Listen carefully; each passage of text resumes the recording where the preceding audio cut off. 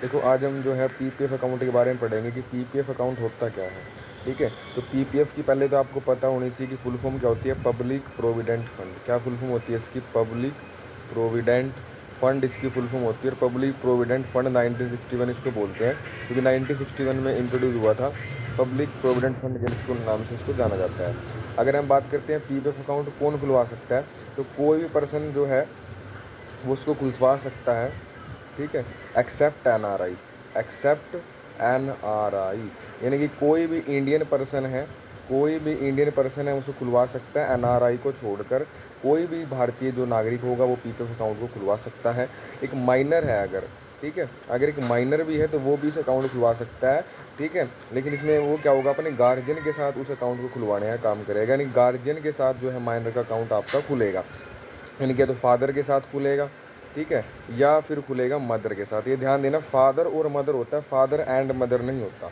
या तो फादर के साथ, या जैसे हम जॉइंट अकाउंट भी बच्चों का अकाउंट जैसे हम SBVID स्कीम में खोलते हैं तो उसमें भी हम फादर और मदर होता है, ना कि फादर एंड मदर होता है। तो यानी कि हम माइनर का अकाउंट भी खोल सकते हैं।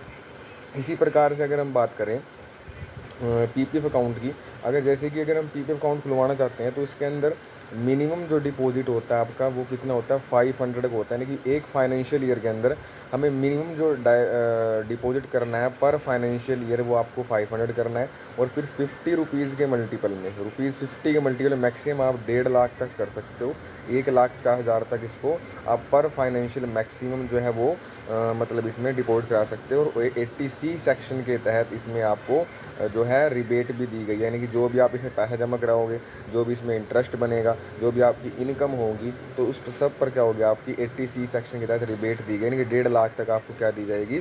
छूट दी जाएगी। तो यहाँ तक आपको पीपीएफ अकाउंट के बारे में जानकारी पता लग गई होगी। पीपीएफ अकाउंट में हम लोन भी ले सकते हैं। लोन फैसिलिटी जो है वो थर्ड फाइनेंशियल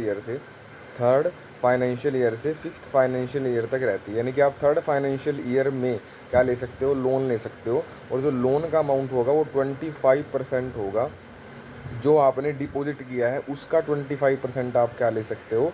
लोन ले सकते हो। और सेवन्थ फाइनेंशियल ईयर, जैसे ही सेवन्थ फाइनेंशियल ईयर में एंटर करोगे, सिक्स फाइनेंशियल ईयर खत्म होगा तो आप उसको क्या कर सकते हो? उसमें से विड्रॉ कर सकते हो, विड्रॉ कर सकते हो अमाउंट। और कितना विड्रॉ कर सकते हो? 50% अमाउंट आप क्या कर सकते हो? विड्रॉ कर सकते हो, जैसे ही आप सेवन्थ फाइनेंशियल ईयर के अंदर क्या होगे? एंटर होंगे। इसकी जो मैच्योरिटी पीरियड होता है, मैच्योरिटी जो पीरियड होगा इसका वो कितना होता है? 15 ईयर होता है, यानी कि 15 साल तक इसमें हम डिपॉजिट कर सकते हैं।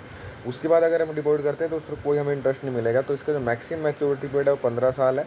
हाँ, लेकिन अगर हम चाहे तो 5 ईयर का इसमें एक्सटेंशन कर सकते हैं। तो 5 ईयर का इसमें क्या है, आपका एक्सटेंशन पीरियड आपको देखने को मिलेगा, यानी कि 5 साल हम इसमें क्या कर सकते हैं?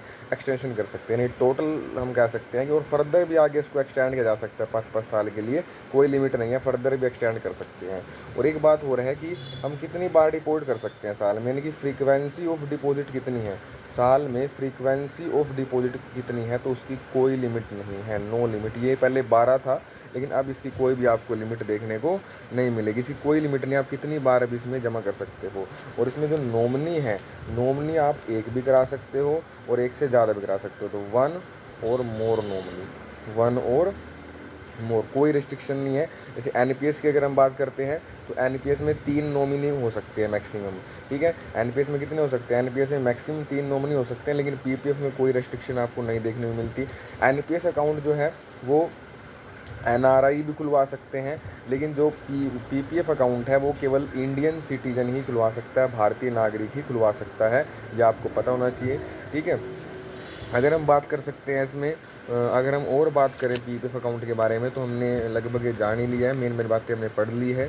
ठीक है, और थैंक यू, आपने हमारी वीडियो देखी और शायद इससे आपको कुछ ना कुछ हेल्प भी रहा होगा। और पीएनबी के प्रमोशन एग्जाम के अंदर डेफिनेटली यहाँ से क्वेश्चन आएगा, 100% यहाँ से क्वेश्चन आने के चांस होते हैं एक नए गवर्नमेंट स्कीम के। तो बाकी गवर्नमेंट स्कीम भी हम करेंगे, जैसे जैसे सर कराएंगे तो मैं भी उसमें ऐड करूँगा कुछ ना कुछ और आपको प्रोवाइड कराऊँगा। थैंक यू, धन्यवाद।